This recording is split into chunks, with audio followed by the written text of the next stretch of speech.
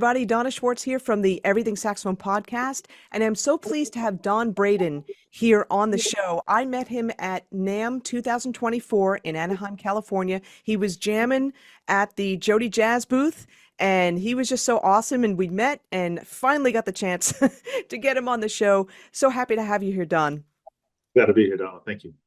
Yeah, so he's done it all. He's performed with so many amazing people. And for the listeners that may not be aware of you, I just want to actually go back into your background and stuff and try to get a feel for, what got you started in music and who your mentors were and stuff. So when did you actually get started in music, and was it on the saxophone or was it on a different instrument?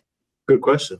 Was on saxophone, and I grew up in Kentucky, which is, as I told you before, that's where I am now, as it turns out. But I grew up in Louisville, Kentucky, and my first music playing was in school band, which is like a lot of people, So basically, I played a little bit in elementary school, but there wasn't too much, it wasn't official, wasn't too much going on at that point. But middle school, I got to join the band and played actually a few different instruments. I played auto harp and got in the saxophone.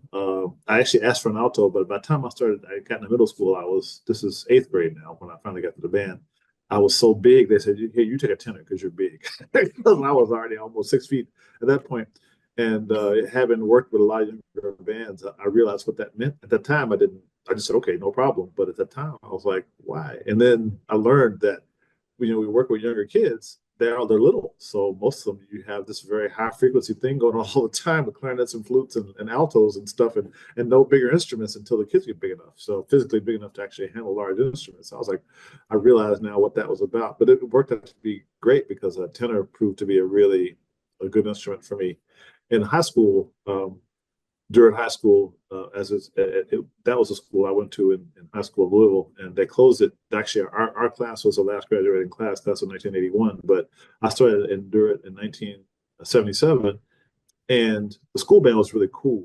And my first mentor probably was my band director, Ernie Sanders, who's still alive, by the way. He's in his 80s now, or low 80s, and it's just a great cat. And Ernie basically, what happened, and I don't know what the pathway was, but ultimately somewhere in there the excitement kicked in, and that's the part I can't remember the exact specific moment, but I was always a music fan, listened a lot to music in the house and all that, even before school band music was school band music, so it wasn't really like the stuff we were listening to, but it was fun. It was joyous to just to have the instrument and stuff, and I wasn't very good, of course, at first, but I started practicing, and what I would do is just take my horn home and just turn the radio on and play with the radio. Okay. So I practiced the band music a little bit first, but the real practice was just with the radio, just jamming. That proved to be a really joyous thing, and that's the bug that really bit me in ninth grade.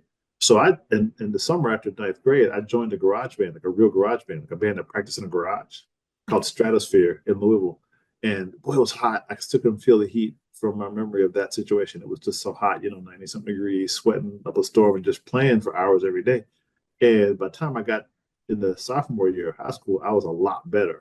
And so that progress kind of buoyed my enthusiasm and made my band director, Ernie Sanders, say, hey, kid, I see that you're got some seriousness about this, so let me help you. So he got me an instrument. He actually bought a nice saxophone of the school. He didn't buy it for me, but he bought it for me, but it wasn't mine. It was a school instrument. But he said, okay, this kid's serious. Let me allocate some school budget and get this kid a horn that's really solid. So he got me a horn.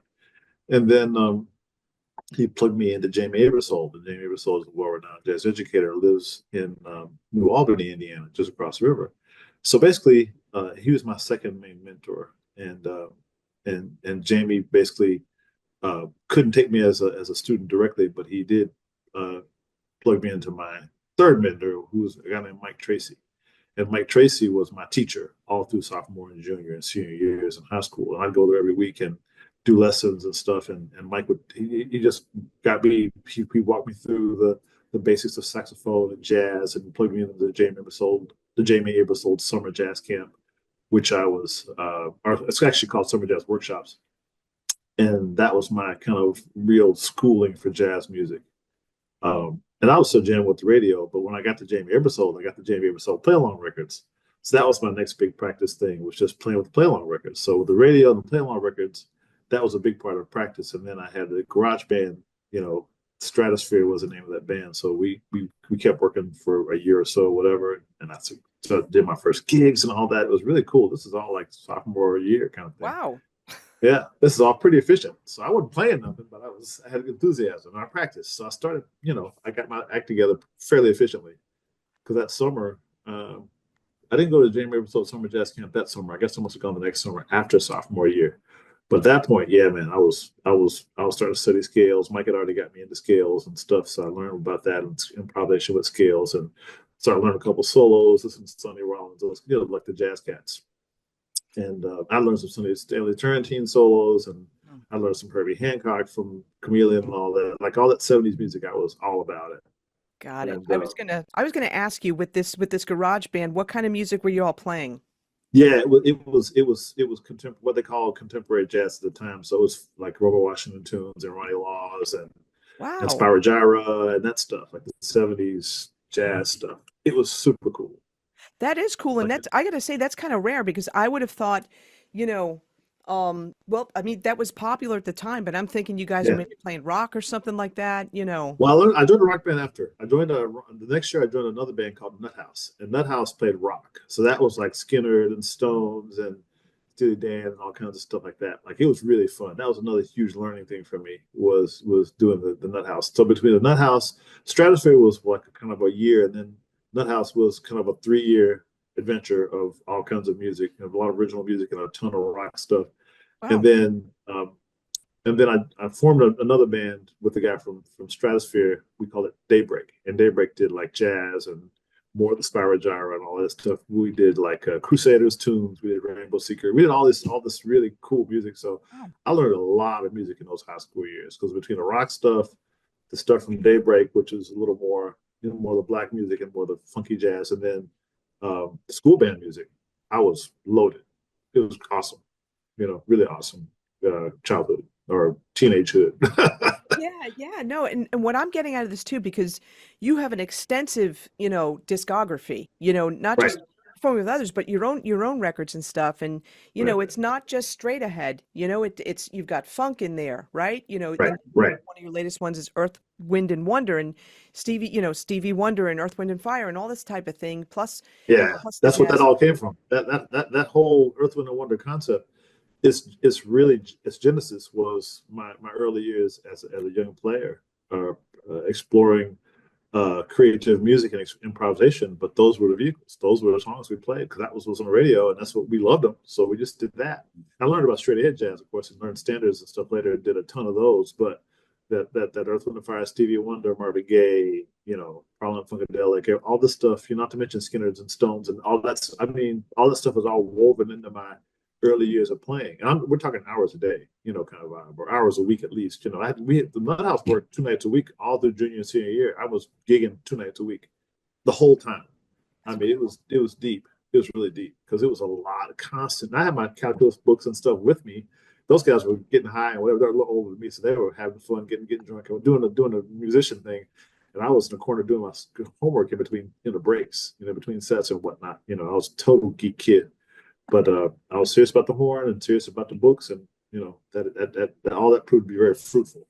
And every aspect of my relationship with those guys was fruitful. Even watching them get high and observing that whole thing, because I didn't want to do it, but just Mm. checking it out was super productive. Just knowing what it was. I mean, I was around, you know, it wasn't hard drugs. It was just marijuana and alcohol. It was no big deal, but it was good to be around that a lot. So it's like there was no desire to dig into, you know, any of that stuff. I saw it up close and personal for so many years before even college or any of that stuff, and so I was able to kind of, you know, understand what that was, and find it wasn't for me. No problem, and no judgment. Those guys are all my buddies still. Most of them. I just talked to Jerry Rubio, the guy from Nut House. Just talked to him a couple of days ago. He's called me, so you know we're still buds. So this is 40 something years later. Actually, almost 50, like 45 years later. It's pretty awesome. That's cool. And you know, there's a couple things in here in the sense that we learn we learn by what we don't like, you know? So Absolutely. That's a thing. That's a thing, you know, for sure. And then again, you don't have to do everything. You can watch and check things out. And trust me, in the jazz musician world, it's actually in the musician world, probably in the corporate world too, just as much. Yeah. There's plenty that you see that you don't want to emulate, but you can check it out, see what it is. No judgment, just scope it, and then make your own decisions. And then that can inform your own teaching and whatnot. So in my case, of course, I do a lot of teaching with young folks, and I just share that information. I say, look, you're your own person. You figure it out, but you don't have to try everything. Just you let yourself observe, and that can be the big enough lessons in many cases. Absolutely. No, and that's a great thing to share for sure. And So, I'm just astounded though at how much like playing like gigs that you're doing in high school. I mean, what kind of it's places were you fantastic. playing? Well, the Nut House played in a place called City Lights, so that was a club. Of course, it's closed now, but in those days, it was a club down on Main Street or up on Main Street, downtown Louisville, and it was just a nice joint. We played there. City Lights. It was 2 nights a week. We played there. Daybreak played this place called AJ Sweeney's, which is a black-owned club. I think City Lights. I actually didn't know the owner of City Lights. It's kind of a larger joint. AJ Sweeney's. We actually helped build it. We were all like part of the family of AJ. Yeah, AJ was kind of a hip cat, so Wow. we all kind of pitched in and whatever. It was really a neat scene. That's a whole bunch of other stories that go with that, but suffice it to say, we played there regularly as well. So between the AJ Sweeney's thing every couple times a month or whatever, and then Daybreak, the Nut House thing doing City Lights, that was every week. Like I said, pretty much Tuesdays and Wednesdays. I think it was a day, yeah, Tuesdays and Wednesdays throughout. My those junior senior years, and then I played in also the Rathskeller in the Seelbach Hotel with this great singer named Hazel Miller. And Hazel's she's in Colorado now, but she was killing. That was a straight ahead gig, but she's a really great singer. So that was a more straight ahead, standards and some R&B and stuff. But we did Street Life, this Crusaders tune, and we did some other tunes. But she was terrific. So I had so much work, man. I was so many gigs. It was fantastic. It really was. It was great. Okay, I have to dive into this more because this is still so incredible to me. Mm-hmm. Again, like playing in all these gigs and stuff like that. And Yeah, yeah. you were underage, Oh all yeah, oh yeah. so it wasn't a problem. Okay. No. With your horn, you come with your horn, they're cool. And I wasn't drinking. You know what I mean? Now, if the Yeah. ABC walked in and you're drinking, that's a problem. But I have they got to know me after a while. Okay, we see what's up with this kid. And besides, my parents were strict, and they were like, as long as I keep my grades up and don't come home drunk or high, I'm good. Oh, good. Okay, And good. you know what I mean? So my parents were very clear. It was very clear. My dad was a super clear guy, and he always said, "Look, this is what it is. You just your response, your behavior will determine your future. You choose." You dig? So I Yeah. chose, as I said in that funny Indiana Jones movie when they were picking the Holy Grail, and the cat drank out of the one cup and he turned into shrivel up into a skeleton and turned into dust. He chose poorly. And the other cat drank it and it was cool. Well, he chose wisely. So I was the one, the later one, who chose wisely.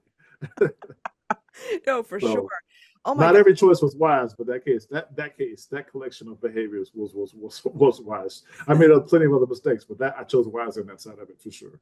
No, absolutely. And you know what I'm wondering too? So you joined these bunches of bands, you even, Yeah, formed your own band and stuff. yeah, Number yeah, one, never, number one, you're teaching yourself how to perform in front of other yeah. people. So that's the Correct, first thing. correct. But That's the whole thing for sure. yeah, but in terms of like improvisation, Yeah. so how did you Well, that approach that? well that was well that well first off, the first part was totally by ear. Everything was by ear. Just turn the radio on and go with it. And I had good instincts and a good ear, and my fingers were fine. So I could and decent coordination and whatnot. So, but the lessons helped. I mean, Mike Tracy and Jamie to a lesser extent through the camps, and then of course Ernie as well. Those cats, basically just guided me, and guidance was one part, but the other part was encouragement.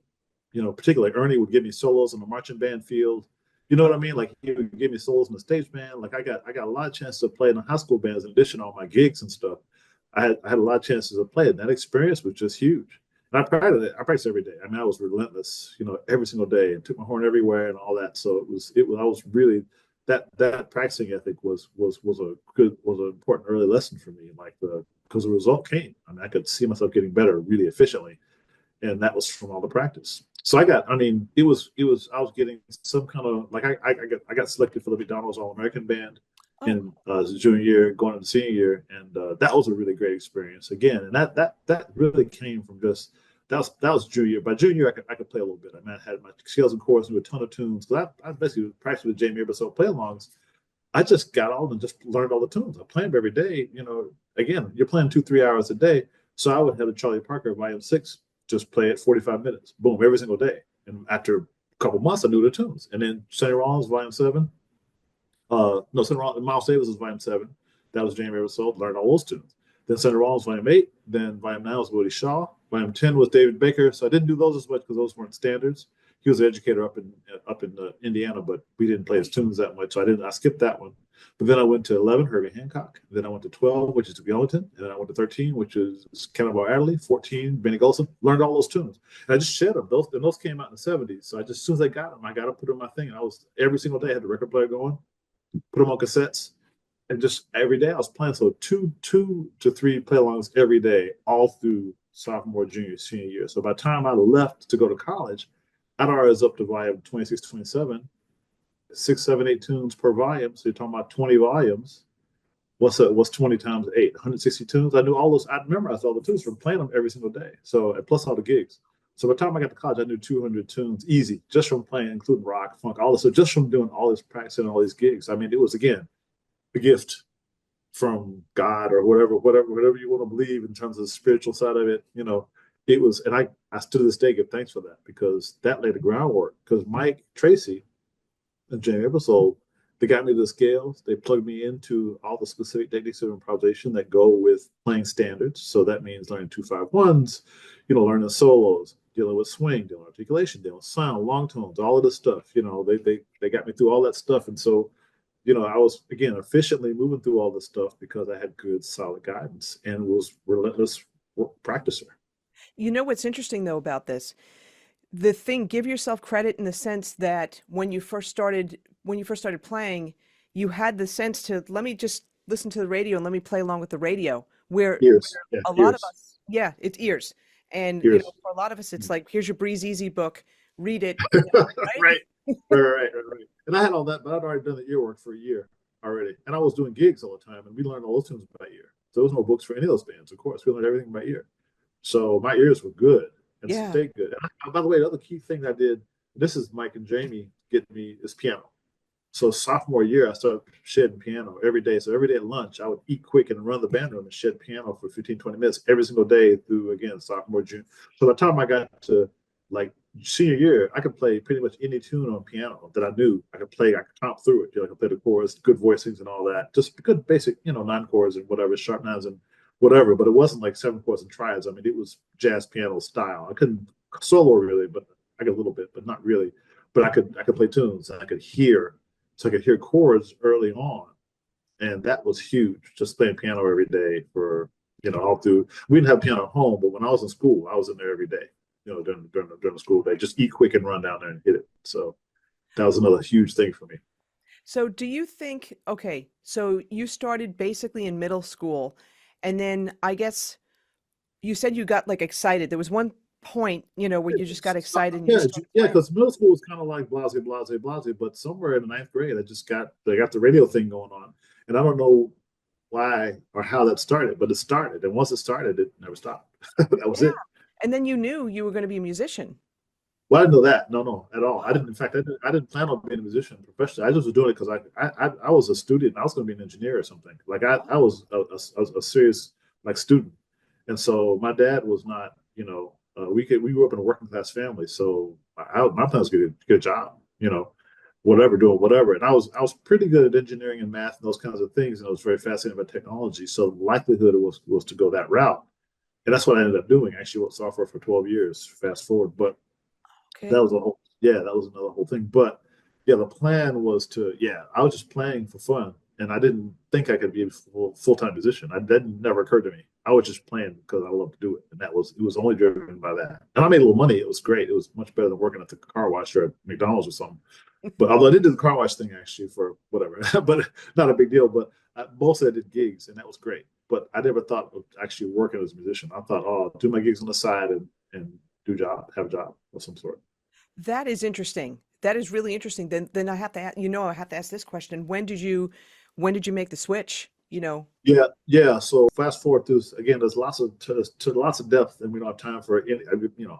In my book, if I ever do it, I try to get through some of the depth of stuff, whatever, right? But so I got into Harvard University, and the goal was to. At first, I thought pre med, and then I ended up switching to engineering, and that was really the move. And so during my college years, I still played quite a bit. I had joined a band called the Poolsiders, and we did gigs regularly, wedding type things. They call it in New York they call it club dates. Right. So those kind of they call it GBs in Boston, general business. So when I was in Cambridge, Boston, you go GBs and we do weddings and parties and things like that. And it was a really good band. Again, some Harvard guys and some other guys, and it was really good. So I learned again a whole host of other tunes. Again, they did with the Poolsiders, we did a little bit of Straight Ahead, and we did like sing, not sing, sing, sing, but In the Mood, like some swing stuff. We had a whole swing book, String of Pearls, all those kind of tunes. And then we did um, uh, some folky type things. There was a whole range of music, but there was a lot of dance music. We did Van Morrison, we did Moon Dance, whatever. So we did, it's kind of that vibe. So it was a really nice band. But besides that, I was in a Harvard jazz band, and we did a bunch of different things, and that was really cool. But I was an engineering guy, so about halfway through my Harvard adventure, I met, actually, it was really my second year there, the son of the Modern Jazz Quartet pianist, John Lewis. His son came to Harvard, Sasha Lewis. So Sasha came to Harvard, and Sasha, they lived in New York. John lived in New York, and his son, they would, he would run back to New York on a regular basis. So he invited me to come and hang with them. So I went to John Lewis's house and hung out with John Lewis of the MJQ. And he was not really a mentor, but he was a supportive guy, and he was really awesome. So I got to spend some time with John Lewis. And ultimately, I got to New York and got bit by the jazz bug because I got a taste of that. I'd been there once. I played there with the McDonald's All-American Band, but I hadn't really hung out in New York on the jazz scene. So through Sasha, we went to McKell's and went to a few different places. And I was like, I'm in trouble because I really want to get a piece of this. And at the same time, Wynton Marsalis was becoming a big known entity at that time. His career was really taking off.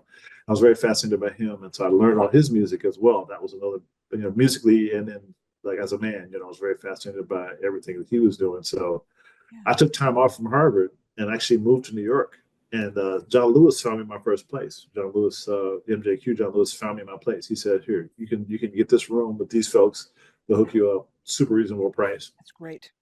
I took my time off, but I had already, that was in 1985. I had already worked for a year as a computer programmer because I was intending to be an engineer, get my degree in engineering, and go get a job. And I still had thought that, even though I wanted to play with Wynton and do the whole jazz thing in New York and all that. So I actually went to New York, got a computer gig part-time when I moved there. And some Harvard guys plugged me into a guy in New York, N.O. Becker, and N.O. hired me, and we did a bunch of stuff together, projects.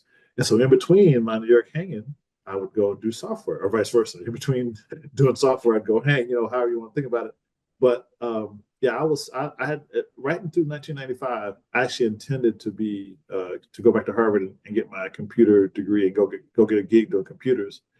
But when I got 1995, again, fast forwarding, I got a bunch of great gigs. I joined Wynton and Tony Williams and Freddie Hubbard and Roy Haynes and all these amazing gigs. Yeah. I still was thinking of getting my computer degree because I was still working in between those. I was still thinking about, I was still doing computer programming in between up until the mid 95. I got hired by Bill Cosby to write on one of his TV shows, and that turned into a long-term gig. That's another whole story, but that's when I cut the cord from computers and said, okay, I can be a full-time musician because I'd already started teaching, and there was really good money from the Cosby. I worked with him for 4 years and ended up getting a real steady paycheck. I was like, well, and mom and dad were like, well, when I took my year off from Harvard, they were like, you're going to do what? And then my dad tried to talk me out of it. He told me later, he said he couldn't talk me out of it at all. He said I was so firm in what I wanted. He said, well, got to respect the kid. If he wants to take his time off, and he knows what he's doing. And of course, I didn't know what I was doing, but I had my desire. It was burning. So I had desire, and I had the energy and the work ethic. So I just let that carry me. And it turned into the right collection of decisions. luckily with a share of mistakes and whatnot, but it was amazing. And I was again give thanks for that journey because it was stunning how it turned out. It's amazing. No, absolutely stunning. And just, the people that you played with, and that was a time with Wynton. I remember, I think it was Black Coats from the Underground. It was Yeah, that's a that time. great album. Yeah, it was killing. We playing that stuff. It was just great. Now Love I'll that. say in retrospect, it was really over my head. But I was hanging. I was in there, but it was over my head. I was a smart, talented kid, Harvard geek computer guy who had decent ears and some skill with improvisation, knew a lot of tunes, knew a lot of music. But that was in over my head with that band. I really was. But I was hanging. It was all right. But and it was my dream band. I wanted to play with them. It was really up my alley in a way. But listening back to it now, and listen even to music and the way I study music now and stuff, I see okay, there's a lot more music I could have known, and it would have been good. I know that, but how can you? That was the leading man, and I called him on the phone. I said, "Mr. Marsalis, I want to play with you," and he hired me. I got lucky. The timing was just great. So I called him. He came to hear me at a gig, and then he hired me. And I was, with him for quite some months actually. So it was great. It's really great. A lot of gigs. It was incredible. And then from that gig, I went straight to Tony Williams. And I got that gig because my teacher in Boston, I had two teachers when I was at Harvard, Jerry Bergonzi and Billy Pierce. Oh, okay. And they both, guided me through. I had a semester with each one of them. And they both guided me through, various aspects of improvisation and whatnot. But Billy had this long tour with Tony Williams that he couldn't make. And he liked me enough that he actually called me to sub for him on this tour after I had left Wynton's band. Like a couple months later, within a month after I left Wynton, they gave me the call because I left Wynton in May of '86. No, what was it? Yeah, or was it May of '87? No, it's May of '87. Yeah, May of '87. And they called me in June, and I was on the road with Tony by September. I was already in Europe, on tour with him. So it was super efficient, which is they see me with Wynton or whatever. They knew I could hang and play whatever.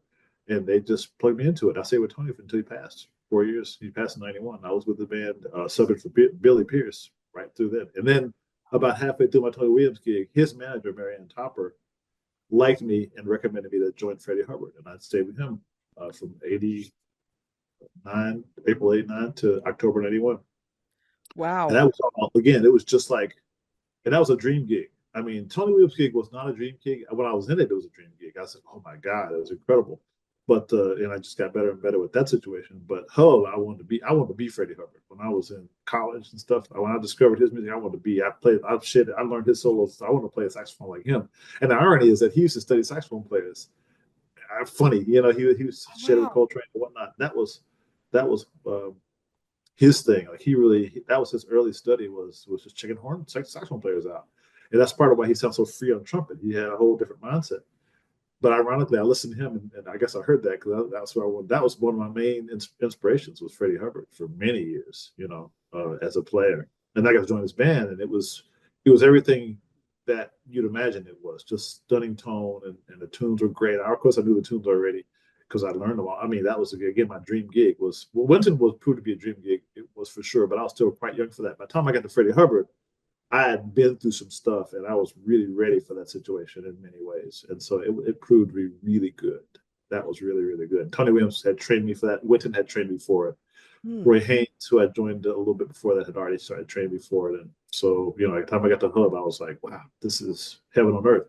He was just crazy. So that was another example of, some of the challenges that you learn what not to do sometimes. Oh, Because was he there? had drugs I, were on the scene sometimes and oh, whatnot. okay. So that made things tricky. But musically and personal, like when he was cool, man, Freddie was just, which was like most of the time. Most of the time it was great. There'd just be those moments where it was kind of crazy and stuff would happen. But and this is not a secret. I mean, it's well known that he'd have his moments. But boy, you get like on the gigs, you get 70% like the cat who everybody loves, and then you get 29% high notes or 20. It's like 70% everything lines and tone and all that, and then 25% high notes, which is still killing, and then 5% or maybe 3% of like drama. So something would happen and there'd be stuff. So like of all the gigs I've had, which is a lot, the the drama, where he wouldn't come to the gig, he just wouldn't be there, and I'd never miss a gig. I mean, I can't imagine anyone missing a gig, but Yeah. he missed a few because stuff would happen. He wouldn't get there. And we went all the way to Detroit one time, and he didn't come. He just didn't make it. Something happened and whatever. So Oh my that gosh. happened when you'd be on the road for a month, and then every like once in a month there'd be this confluence of drugs or alcohol or whatever or life things, whatever. And then he wouldn't go. And we'd go on. The road manager would take care of him. He'd get to the gig, and some kind of way, most of the time he made it. But it was dramatic for that 3%. 3% of drama. But the 77%, well, 70% was stupid amazing. And then 25% was squeal and high notes, which is still great because that's him, doing his thing. And then the 3% was like tricky, And again, this is not a secret. This is what everybody who knows Hub knows. That was part of it. He lost his chops in '92 and had some drama, and we were very sad about that because it was so good up Yeah. until that. It was so, I mean, just so brilliant. I mean, brilliant, brilliant. Like I was with him, like 150 gigs over 2.5 years, killing every except for the 3%, or maybe really maybe it's only 1%, but it's that percentage would be drama. You'd have that's 150 gigs. So so if I said 3%, that'd be like 4 gigs. Yeah, we had 4 dramatic for sure. 4 of the 150 gigs, 4 of them were full on drama, madness. How do you deal with that? Like, how do you deal? I mean, Well, that's a great question. And I was a kid still. I was still in 26, 27. I wasn't even 30 yet. So it was a little traumatic, actually, a little bit. I mean, but basically, my general approach was I learned to compartmentalize because I knew not to judge, and I knew that part of it. So basically, I would compartmentalize that behavior in, well, it's a moment, because everything else was so brilliant and so amazing and so good. yeah. But so the other stuff, well, here's a moment, and here's something I learned. Okay, I'm gonna learn. This is something not to do over here. This is something not to get involved in. This is something to learn from. And so it was tricky, But ultimately, I just dealt with it because uh, it was a learning thing. How to deal with it was a learning thing. But ultimately, I just separated myself from it and just was professional. And all of us in the band, like the older guys in the band, like Ralph Penland, they looked out for us younger guys. And so thank God for him. And he was great. And then Jeff Chambers was another guy who was a little bit older. Those guys both passed away now, but Jeff was older than me. And he looked out. They played with him for a long time, so they were used to it. So he looked out for me and Benny Green and Christian McBride. We were all the young pups, so they were watching out for us and trying to keep us cool when stuff went wrong. We just dealt with it. You figure it out. But it was tough. It was tough to see something like that happen with uh, our jazz master. But like I said, the 97% was so great that Yeah. we could take the 3% in stride and deal with it. It's interesting, a couple of things too. So I also play trumpet and I studied with Lori Oh, Frank.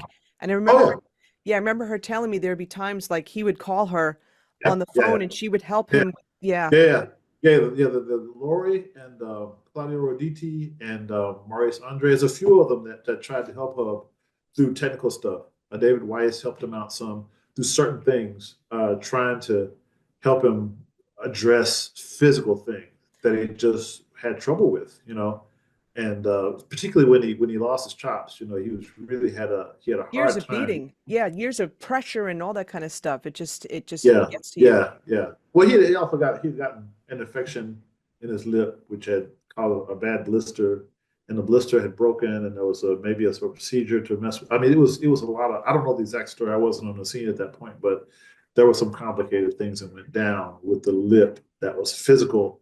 And then the trumpet guys who deal with this stuff, and as a trumpet is a thing. Like you really have to practice a certain way, warm up a certain way, manage and maintain a certain way, and all that. And then if something goes wrong, you have to deal with a certain other healing process and all that. Yeah. If you don't do that the right way, you end up really with problems. And I guess he didn't follow the procedures like he should have. And again, I wasn't on the scene, so I don't know exactly. But someone like Lori, I'm sure would be able to guide him if he would stuck with it. Not to mention the others who tried to help him. There were quite a few, from what I understand. Yeah. He just wouldn't, stick with it. So it ended up. I saw him later. I saw him in let's see, 91. So I probably saw him in late '90s before he passed, and he was in pretty good spirits, but he couldn't really play anymore. not like you could back in the day. And that was a bummer, especially because we all idolized him, you know. Yeah. Oh, yeah. I mean, Still, and basically, and he's you still know, the guy. it's so interesting that you're saying this, as a trumpet player, like I idolized him, but I think it's so Sure. cool. You played with some of the greatest men, Wynton Marsalis, Freddie Hubbard, It's so interesting Yeah. that you landed gigs with them and that kind of thing, and how did they impact your approach to playing, your approach to soloing and music and that kind Yeah. of thing? Well, Wynton was just an amazing and is an amazing man. So just as a human being, as a brilliant uh, visionary, um, that remained all throughout my relationship with him, even to this day. That's still kind of a hallmark. Then musically speaking, um, the combination of technique and creativity with regards to the writing, the use of meters, the use of key changes, all that stuff. This day, again, are things that influence me from Wynton's writing. Um, with Hub, it was just sheer virtuosity. The tone, the consistency of swing and rhythm and articulation. That made a big impression. So, well, I kept the gig, I think, because I learned to phrase with him. Like I really, that was he was also. I mean, my first real phrasing teacher really was Philip Harper, because before I joined Wynton, I was with Philip Harper and the Harper Brothers, and um, and Philip and I used to just practice trumpet saxophone for hours, and we just go over hits and just get them tighter and tighter and tighter. And he was meticulous about that, so he taught me about that. I didn't really hadn't learned that lesson because I was playing with um, a lot of times I was the only horn. And all these bands I mentioned, my high school bands, I was pretty much the only horn, except for the poolsiders. But in that case, it kind of took care of itself. But when I got with Philip, we paid attention to the phrasing at the next level. And so I learned a lot from him, and then from Wynton, and then from Freddie, really, because Freddie was so consistent about his phrasing, and Wynton too, actually. So the two of them were my two main phrasing heroes, and then to some extent Wallace Roney with the Tony Williams band, because Wallace is also a brilliant, photographic memory, perfect pitch, all that stuff, and so he again would phrase consistently. So between those three guys, well, first Philip, and then Wynton, Freddie, and then Wallace. Between those three, I really got my saxophone to the trumpet blend um, developed. And that's a huge thing, because then all the later gigs, Tom Harrell, Valerie Panamara, all these other gigs I had later, that I could bring that. And I've done that work and learned. So now me and Valerie sound like one person. We play together. Me and Tom Harrell, for the time I was with him, 4 years from 93 to 97, we sound like one person when we did because I tried to feature that in my tenor playing. And that helped me keep gigs. I think they respected that I was trying to bring that mindset to the music. And those guys were my early influences for that. And what's also really interesting too, I'm going to again go back to how you kind of started, again, playing along with recordings and playing along with Sure. records. And I think that had a huge impact into you being able to blend with people. No question. No question. I just didn't think about it for a long time. But when Philip, Wallace, Wynton, and Hub, in those environments, when I started really paying attention to it, I got the skill really down. But yeah, the listening had been done. I'd done the listening, so I'd already conceptually knew what to do. Then I just had to implement the skill set to go with it, which I did over a period of time. And then that was all. And there's some stylistic things that go with it as well. So all that work I did, those guys, were fantastic, because they didn't have to say anything. I knew what to do. I just did the work, and then they would, of course, if I need correction, they would straighten me out. But most of the time, I'd stayed on. That's awesome. Yeah, Let me it's ask really you, fun. when did you start going out and doing, forming your own groups, doing your own records and that kind of stuff? So I had an opportunity in uh, what year was that? 90? No, 80. In the 80s, I did a concert called Trumpets and Tenors Battle Royale, and it was at Lincoln Center. And the horns were George Coleman, David Murray, Josh Redmond, and myself. Those are the four tenors. And trumpets, I can't remember who the trumpet players were, but the Battle Royale, the saxophones, we had a really nice concert. It was really super fun. And then right after that, Verve approached me. They liked what I did, and I did a pilot project for them. But it was that, and that had to be about 80. That must have been 88, 87, 88. Wow. Okay. And it proved to be a little early. I did about a half of a good project with them, but it didn't turn. It wasn't quite the time. And then in 1990, after I'd been with Hub for a year, and that was the key. The Freddie Hubbard situation was the key because I'd been with Tony for a minute, then the Freddie Hubbard thing kind of galvanized my personal, and I was practicing a lot of stuff and still. So I'd gone through the all day practicing thing for a couple of years, and that was like 8 hours a day for a couple of years. And that really helped because I was doing 2 or 3 hours a day up to that point. And then I stepped it up, and I was able to step it up a lot during the late 80s, going into 90. And so when I joined the Hub, about a year after that, I got approached by Crisscross.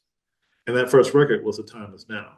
And it's called The Time Is Now because at that point I felt like I was ready. And at the Verve moment, which is 3 years early, I was 23, I wasn't ready. And we didn't end up pursuing it. I had an opportunity to do a couple of things. A couple people approached me, and I just said, as a leader, I said, no, not yet. I wasn't ready. But then I knew I was ready. There was a point at which I knew. And at that point, when Crisscross approached me, I was ready. And that record and the records after that um, were, I had different kinds of concepts that I'd kind of figured out, different kinds of things I was studying and whatnot that um, I was writing quite a bit. I wrote even a lot in college. I'd written a lot for a lot of projects and stuff, dance projects and stuff. So I got to be a pretty decent composer. I studied a lot of composition. So I did uh, end up getting all that stuff came to focus in 1990 with The Time Is Now. And then Wishlist after that, After Dark after that. And then from there, a bunch of other sessions, bunch of other records. But yeah, that was a point at which when I'd been done enough really good sideman work, over those years. So between Wynton, Toady, and Hub, that I learned enough lessons and got my confidence to the point where I felt like I had something to say as an artist, and that proved fruitful because that was the case. And then I started the other big things that happened with recording was I started developing this collection of what we call contemporary standards. And Earth, Wind, and Wonder thing, which is what I kind of one of my current projects, is kind of a kind of a big offshoot of that. But I was doing I have a record called Contemporary Standards Ensemble, which we did like a Steely Dan tune, and we did Roberta Flack tune and stuff. So I've been doing this stuff, and of course, this is all part of my growing up, as I already said, from the radio. So this is me just creating my own collection of standards, and I call them contemporary standards because they're later tunes in the 30s and 40s tunes that we all constantly play at the Bye Bye Blackbirds and whatever. So that the I even as early as The Time Is Now even has Butterfly, which is a Herbie Hancock tune on there. Not really a pop tune, but and I think I ended up with When You Wish Upon a Star, which is kind of that was on a contemporary standard. That was still kind of an older song. That was on Wish List.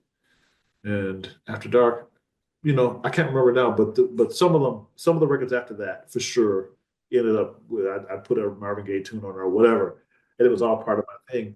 And so that was between that and my the other big thing that influenced my recording was harmony. I was really into harmony, so I did a lot of just exploration of non-diatonic harmony. So my compositions have a lot of that in there, which is just a fun sound for me that I just like to challenge myself. And it's like a puzzle. Like I'm still a geek to this day, And so cool harmony sounds beautiful to me, and then negotiate it improvisationally. It's like a puzzle, which is satisfies my little geek side.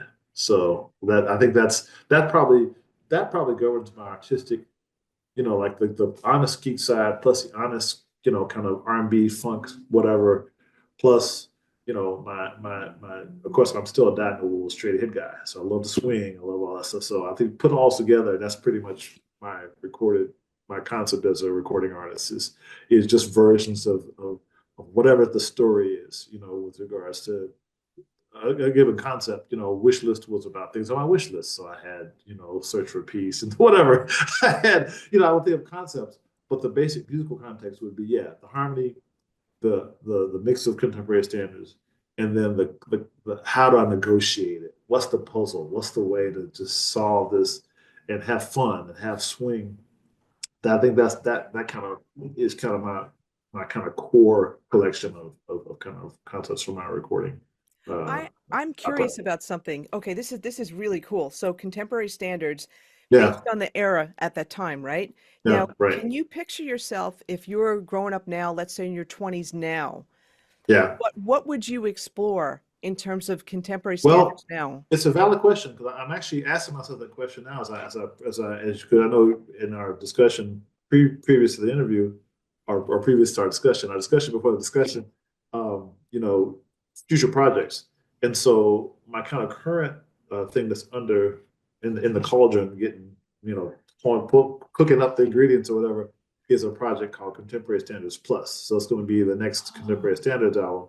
And so it's again, it's an overlap with the Earth, Wind, and Wonder thing, but it's other music. So uh, I'm checking out some things. I'm checking out like John Legend. I'm checking out you know whoever. I mean, I listen to all kinds. I listen to Adele. I listen to all kinds of Jacob Collier. I like Jacob Collier. Like all kinds of different people. I'm checking out all kinds of different things, and so I haven't nailed down any tunes yet of really contemporary stuff. But I'm gonna be looking through. I'm gonna check out everything from Taylor Swift to Wow. to rappers to whatever, and just see what I can make a beautiful melody. Like, because in the end, it's gonna be about the melody that a melody that because I mean all the great standards and all the great Stevie Wonder tunes, Earth, Wind and Fire, all these tunes I cover, at the core they have great melodies. And Yeah. by great melody, I mean a melody that's playable and lyrical, and that's singable on the saxophone, but it's also memorable and that you can identify as a because sometimes a 1 1 1 no decide okay it's not a melody right, but some tunes have a real melody, Yeah. and so I've got to I'm just checking things out, but nothing's settled. I just listen to different things and kind of enjoying different things, but I haven't done that real. I guess in the wintertime, I'm so busy in the fall and spring and on mom care mode, so it's a lot of extra time with that, which I love it, but it does eat up some time. So I think in the holiday time when I'm not touring and not quite so focused on family stuff and whatnot, then I'll get some time to just bear down when things quiet down. Also, school, I teach part time as well, so but in between the school semesters, I got got a month or two here to get through the holiday season, and I'm gonna try to put some time and hone in. But there will be some tunes. There are some good tunes out there. I mean, particularly John Legend. I really like him, so I'm quite sure there's one of his tunes that I could cover and really do a nice jazz interpretation in this Ordinary contemporary standards people. play. Ordinary Oh, people. that's a nice one. That's a beautiful song, actually. Yeah. That's a beautiful song. So I could see myself doing that, and there's others too. Yeah. And so I'm from Kentucky. I mean, even country songs, whatever. I mean, so I just got to find, what I can sing on the saxophone and feel like I can really get a vibe on the instrument, and then what I can harmonize and rhythmize, to turn into something that's kind of hip. Because we got to be hip. We jazz people. I think we have to be hip. I mean, not everybody agrees, but I think we should be hip. So I'm gonna try to be at least a little bit hip. And then, but just but ultimately have a beautiful melody that's really cool and that's improvised, create. Because hip is one thing, but in the end, we're looking to create moments in the moment, create music in the moment. And I got a really good band, and they're really they know a lot of different kinds of music. My drummer Jeremy Warren plays with the Wu-Tang Clan sometimes, and he plays with a bunch Okay. of other people. And Mickey Helmer works with Mickey, the piano player. She does a lot of gigs with all kinds of people, all different styles, a bunch of different singers, etc. Kenny Davis is my bass player. He's played with everybody. I mean, Kenny Davis was on the Tonight Show. He just played with everybody. So everybody knows enough music that I can bring stuff to them, and they're gonna put. I have my ideas, and I'm a pretty meticulous arranger, but the key is to have the bandmates to put their own stamp on stuff, and that's really the key because then you have this conversation that develops. And so I'm a big fan of giving space for everybody to make recommendations, and so we'll forge. We have a few gigs next year, and I'm actually about to hustle some more gigs for the band so we can flesh out the stuff before we go to the studio and record this Contemporary Standards Plus. I want to flesh it out with the quartet first, and then I want to probably do some horn arrangements. I think I'm right now leaning towards doing like a four horn thing, so Oh, three more horns than myself. Getting back to that, like I did several records with ensembles, and they're really fun. It's work and it's money and all that, so I have to kind of figure that part of it out. But sounds are great. And I'm a horn player, and having fellow horn players is just a beautiful thing. The blend of instruments, you're a wind player. The blend of winds is just beautiful, it's and it's powerful. that it's powerful, and the vibrations and the the resonance, all that stuff is something that's a emotionally charging and inspiring thing. So I want to delve into that. I haven't done it. I've been doing the last few records have been quartet, and so quartet maybe. Have they all been pretty? Yeah, one single horn. Yeah, I've done an ensemble thing in a while. So anyway, that's contemporary standards. The contemporary standards plus. I do intend for that to be probably septet, maybe sextet or septet, or like the core group might be sextet, and I might do a few tunes with larger up to octet maybe. Let's see where everything goes. I got to get my get my pen to paper, as it were. Get my hands on the keyboard and literally I sit at the piano and just drop my hands on the piano. That's really oftentimes the way I write. It's really organic, and I Oh, have it in okay. my head sometimes, but I really will sit. I mean, literally, like when I wrote for TV, all those years for Cosby, literally all that stuff with so much of it, a lot of it was just bumpers, so it wasn't a big thing. But if I had to really write some stuff for a scene or whatever, which happened a few times, I literally I'd watch it, put my hands on the piano, and then stuff would happen. Co- It's an interesting process. So I want to get back to co- that. what would come out? Chords or melodies? Yeah, yeah, cool. Any whatever, Okay. Okay. any of it, just whatever comes out. Wow. And Okay. so, yeah, it's really organic. And so, and then once I start that, that's the inspiration. Composition is what, 10% inspiration and 90% perspiration, as they say. So I get the 10% or 1% of inspiration, and then the perspiration would start, and I would craft it into whatever had to be crafted. So, I'm trying to figure out my message with the contemporary standards. Plus, in addition to contemporary standards outside of it, repertoire wise, my message in life, I'm thinking peace, I'm thinking love, I'm thinking uh, listening and together and teamwork. What's good for the world, I'm thinking stand up for your if you have activism, stand up for your activism. I'm thinking strength. I mean, the things that I represent as a person, things that I think are important, I want those to come out in the music in various ways, and I have to decide again for this next project or next couple of projects, or a few projects, what that part of it is.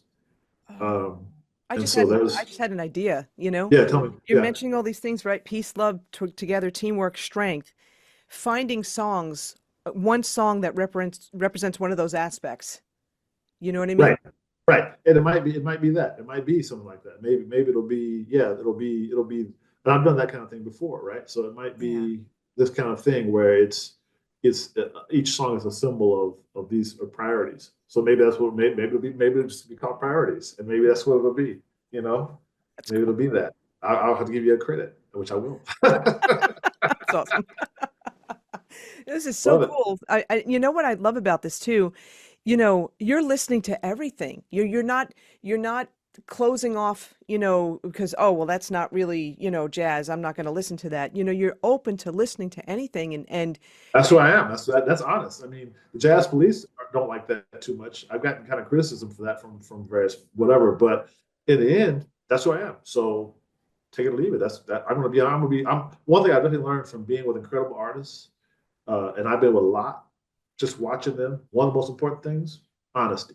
mm, Got to be honest. Got to be true to yourself. Whatever your vision is, you got to learn to be open and all that. But in the end, you got to be honest. And so whatever you want to say, whatever however you communicate, it's got to have honesty. It's got to be authentic. It's got to be real. If you're just trying to do some stuff just to do it, I get it. And the producer or the record label wants you to do this and that, and I get all that stuff. Trust me, been there, done that. Totally get it. You can make a buck. Go make a buck. But yeah. at this point, I for myself at this moment, yeah, I'm looking to try to be um, as clarity is one of my favorite, kind of nouns, and then honesty. So if I can get those two going, and try to send some good messages out to my fellow humans. And it doesn't have to be anything complicated or grandiose, whatever. Just let's be good people. Let's look out for each other, and Yeah. let's stay strong. Because life is tough, and we got ups and downs all the time. And people kind of doom and gloom right up through here for various reasons, but it's always is a doom and gloom somewhere. So just Yeah. we gotta find our ways to keep positive and work through and adapt to things. Adaptation. That would be a song or a record. Just be fun to Adaptation. because jazz is all about that. I mean, it Oh, really yeah. is. I mean, jazz is about a lot of things. I mean, it's about dance, and it's about communication, and it's about the African American kind of aesthetic that comes from the ancestors being freed, right? That freedom from slavery, and that language of Africa and Africa slash America, and that melding, um, all that, that aesthetic is in there. But in the end, it's a language, right? And so then what do we say? And what we say is the moment, and that part of it.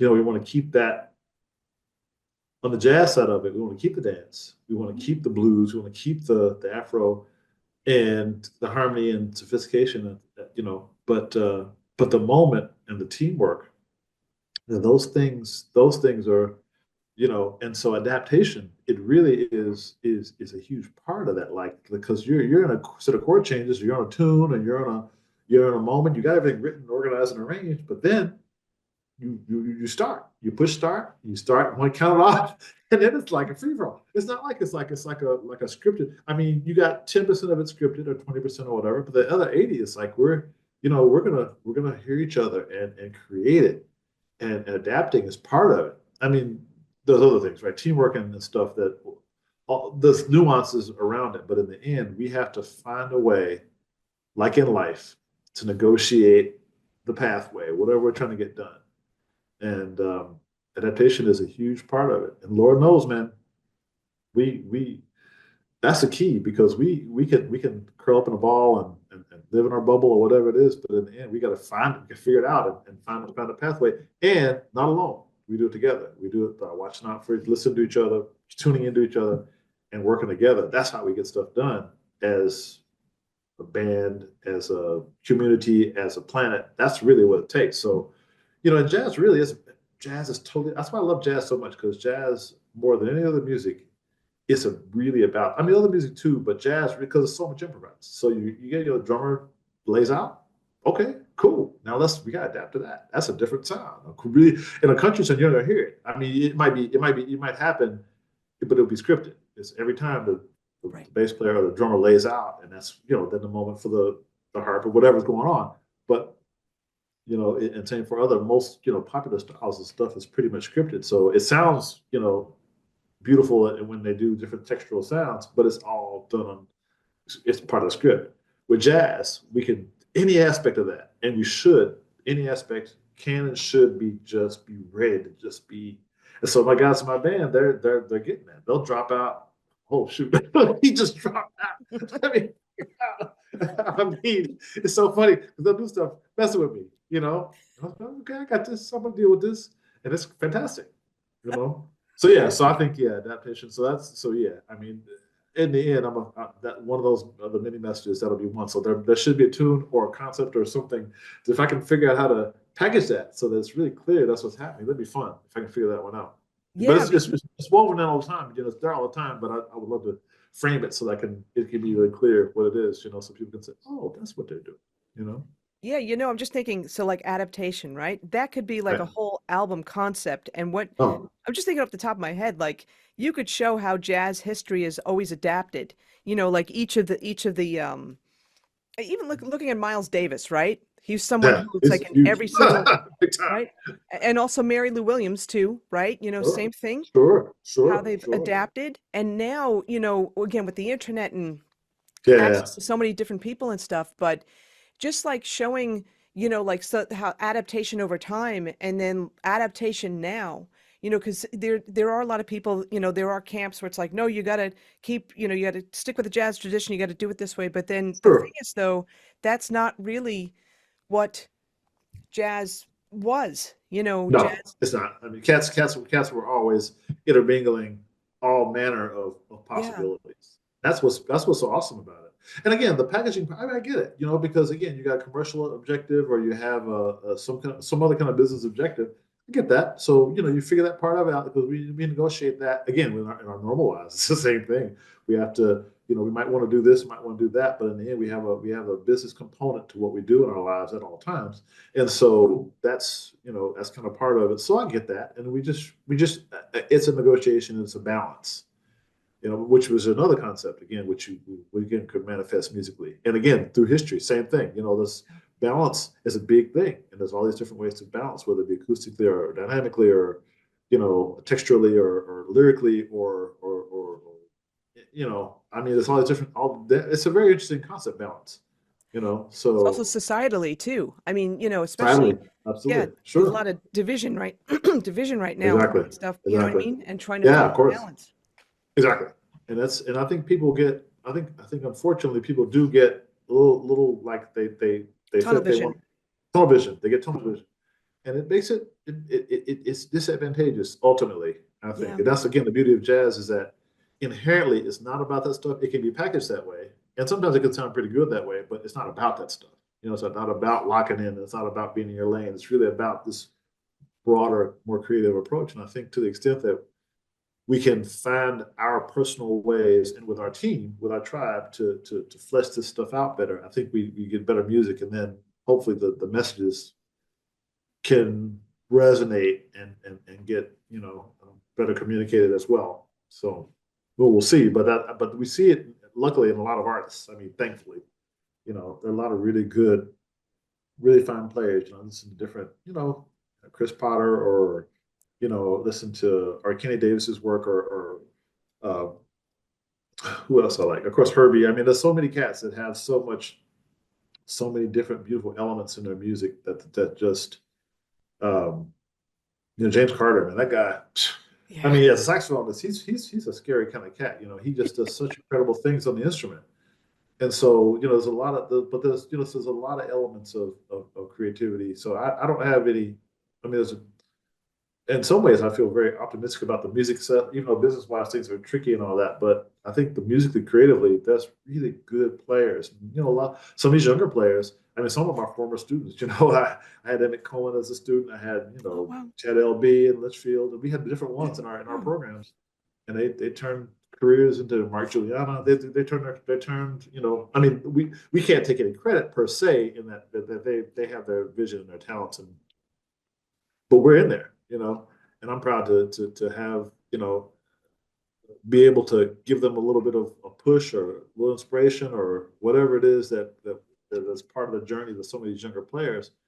Because I've been teaching, we didn't talk about that at all yet, but it's I started teaching in like late 90s, 80, 98, 97, 99. I started Litchfield at 98 and William Patterson in 99 and stuff. And, it's been really fun to again go back to balance because you have to balance the academic kind of technique of music with the kind of life stuff. And Yeah. it's really why I like jazz so much because jazz reflects so many aspects of life, improvisation and how to listen and teamwork and all that stuff, and so many different other elements.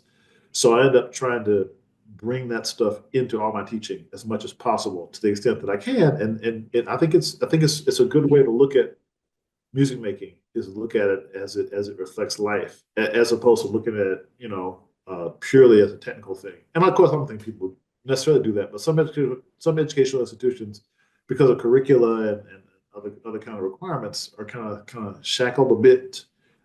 I have some flexibility in my programs and not, don't have state requirements and things like that to deal with, no politics.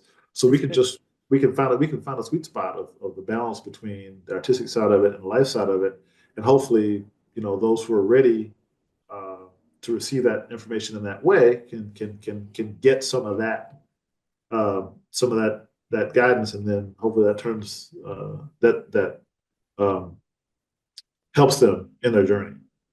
And going back to your question about mentors, like a simple example is Roy Haynes. So Roy Haynes, I was in Roy Haynes' band from '88 to '98, and he was really the first cat to be really clear about the importance of nutrition, health, and fitness. Like to Oh, me, like then I wasn't thinking about that at all in those days. I mean, I started working out in the late '80s and early '90s. I did join a gym, and so I did. That was good, but I wasn't really thinking about it. He was talking about how you eat, and he was the other one that really started to pull my coat, or not. He wasn't the first one, but he was one of the ones that really pulled my coat about taking care of your money the right way. And he oh, was yeah. always he was Right. always he watched what he ate and he took care of his money and it paid off in his life. He always had a nice house. He always had gigs. He always had stuff going on. And I watched that, and it was different than Hub because Hub again was brilliant, but the business side of it and health and fitness and nutrition, that stuff wasn't on the scene at all. The music was brilliant, but that those lessons were not there at all, like zero. And so, I got that from Haynes. And Haynes was really the first cat to pull my coat to that stuff. But, and then that was extremely meaningful to me at that time. I wasn't fully ready for it, but in retrospect, when I play it back, like 10 years later or whatever, when I really got myself focused on, I said, oh, that's what Haynes was talking about. Now I get it. You know what I mean? That's what I mean when you're ready to receive information. Like sometimes you're just not ready to fully get it, but if you put it out there, then when time is right, it'll make sense, and you can find your way to get through it if you're fortunate. And I got lucky in that, I learned those lessons in it, and before it's too late. So I've been able to not only utilize health and fitness principles to really energize my own life and practice of music, but I've been able to share it a lot. And I think it makes a difference. In fact, I'm going to up my game in that. One of my other upcoming projects is just to do more with health and fitness. I think the book that I'll write will be Life Lessons from Jazz. And I think it's going to be about this. It's going to be about, some of course, the core things about jazz overlap with life things so much. That's what's brilliant about it anyway.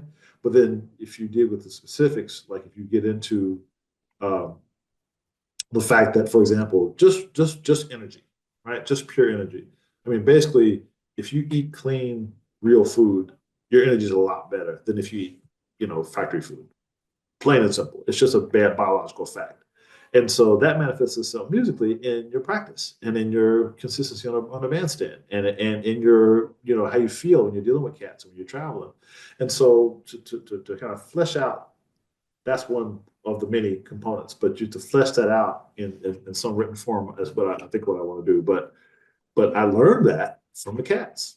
They were the first ones. They were the first ones. Roy Haynes was the first one with my code, and then other ones later. Betty Carter was pretty good about that. She gave a little bit of guidance about that. I was with her for a minute, and some others. But yeah, that again, it's a balancing thing because in the end, you do have to you have to negotiate these various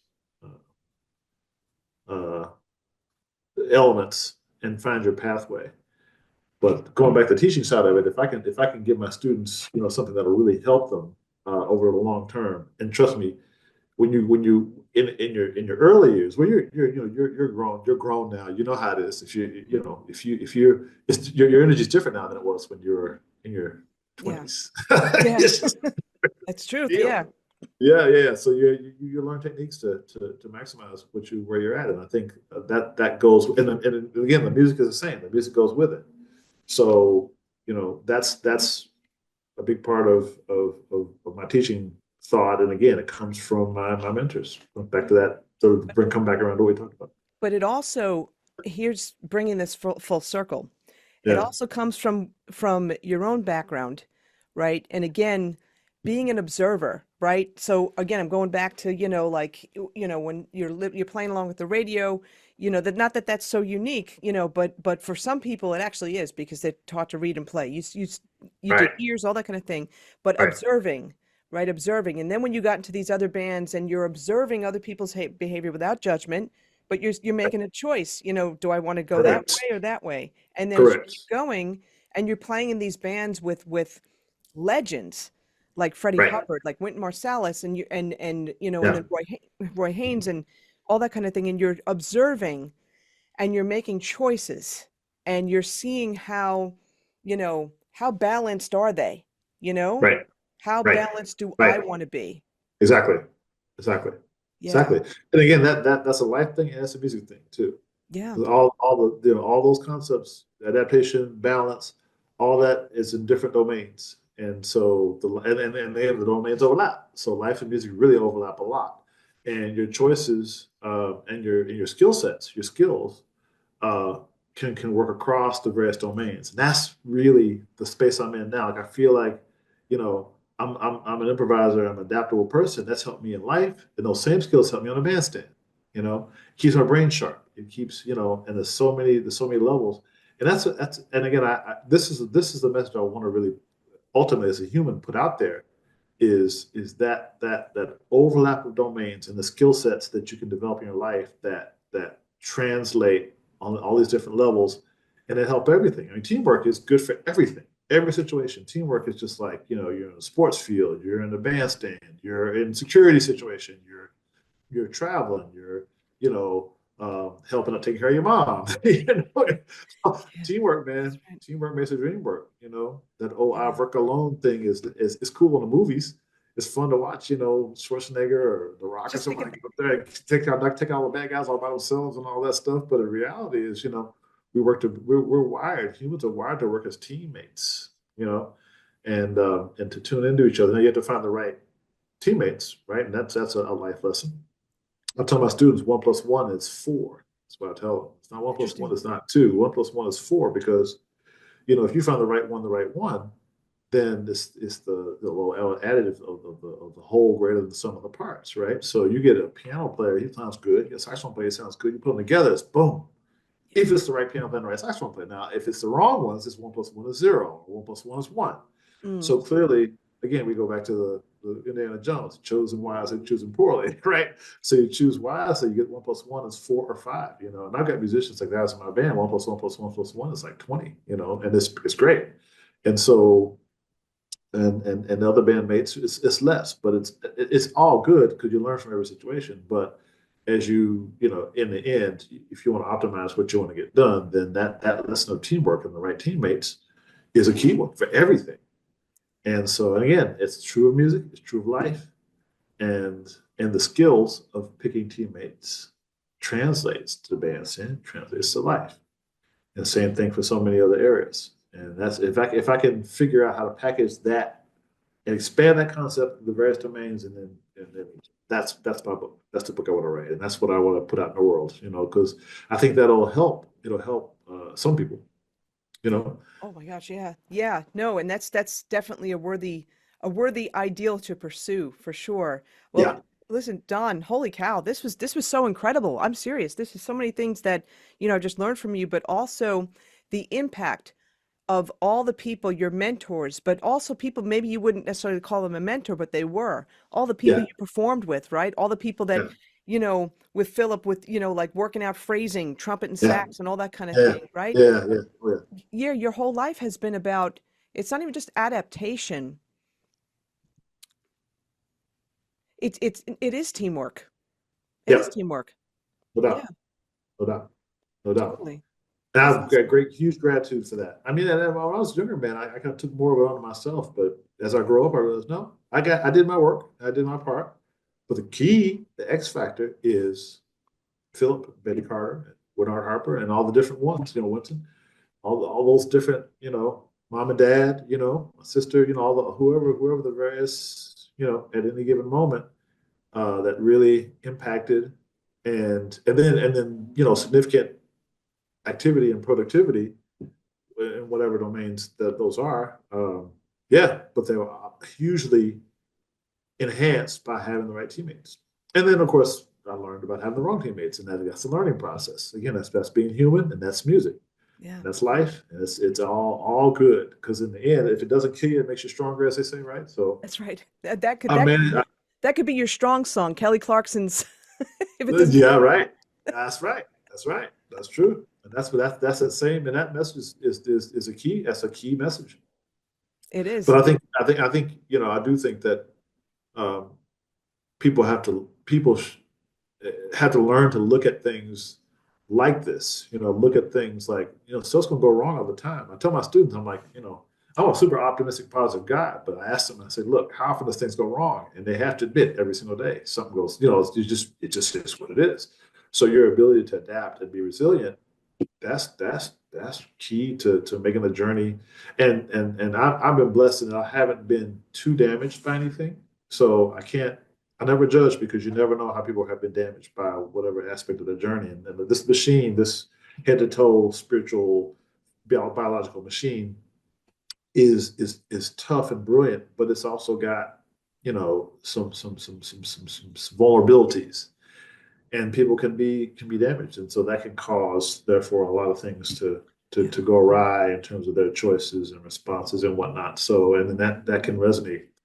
So it's a tough thing, and unfortunately, society isn't much help with in general in terms of guidance, things like health and fitness and getting the right kind of help and building the right kind of team. It's just not, Yeah. those messages are not clear enough out in the wide world for people to get a hold of them and really, utilize them in their lives. Not gonna, it's often the quick fix and the, dulling the pain and that kind of thing is so much of that. That's true. And again, I get it, so no judgment about it. But again, it's ultimately making the journey harder, not easier. And so I don't know it's hard to uh, ultimately it's going to be hard to it's a lot to work through for us as a species for humans and all that. But I think growing pains, so what doesn't kill us hopefully makes us stronger, and hopefully we find our way through our what I call immaturity as a species. Because this stuff I'm talking about, I think it's not rocket science. I mean, I'm not. I've had countless discussions as have you with our smart friends, and we all come to the same conclusions basically around this kind of thing. And yet, it's not what's out here for the most part. So, in terms of commercial world and society and all that. So, yeah, we have some things to work through to get to the point where we're looking to optimize each other and be on one big team. And when we get to that point, I think that's going to be the first step of our real maturity as a species, and then we'll get somewhere, get some things done. Before that, we're going to be foundering like we are now, And I don't mean that pessimistically. I mean it literally. We're just not. We're just way off. We're way below our optimal path as a species. But I like to think we'll figure it out. We'll see. I will do my little part as far as I can. First Yeah. off for myself and my team, just to decode it, and then if I can figure out how to articulate artistically or personally, whatever I can share to help a little bit my fellow humans decode their version of this for themselves, and then be more, therefore, have a more positive journey. Awesome if I can do it, you know. Yeah, and that's, honestly, and the first step is this podcast episode when you think There about we it. go. No, That's dope. it really is Yeah. because this is an awesome conversation that, we're having, and it's deep, but you know what? It's real. And what's really cool, again, being the casual observer and Mm. just noticing people, not making Yeah, judgment, right? And that's right. then That's right. and That's right. noticing paths, and what that does for you is that helps you to adapt. It helps you to make more informed choices for Yes. yourself, whatever Yes. they may Yes. be. Yes. And Correct. but it also, the keyword is also adaptation, because Yeah. I'm just going off of like contemporary standards plus, right? So, it's exciting to hear what this may become. And also, that book that you're thinking about writing, I think you definitely should. And I think your music, is going to inform the book, and the book's going to inform the music, and vice versa. I think that's going to be Right.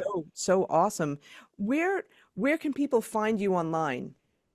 Okay, so donbraden.com is my website, donbraden.com. And then I've got all the standard YouTube channel, Spotify profile, I guess it is, Facebook artist page, and, in addition to regular Facebook, Instagram page, Don Braden Sax.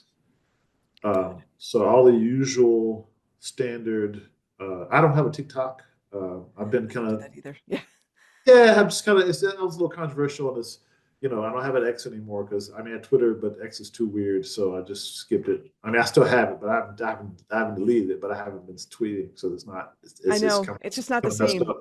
I Yeah, it's messed up now. Too much disinformation. And Elon is, as much as I respect his brilliance, he's not, his choices have not been in line with my choices, shall we say. And I'll leave it at that. Yeah, yeah.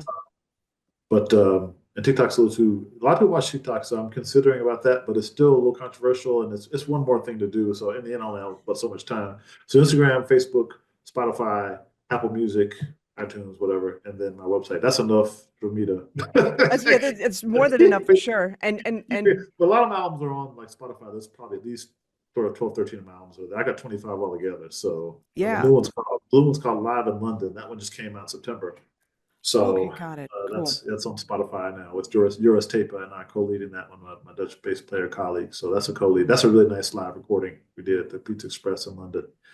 And Earth, Wind and Wonders #2, and then #1 before that, and other stuff. So I'm still, about one a year coming out. So it's fairly productive. It's nice. It's fun because I feel like energized in art and life, and I'm giving thanks for that energy. I feel like there's a lot to do, a lot to say, and I'm having fun along the way. So I Yeah. feel very blessed for that.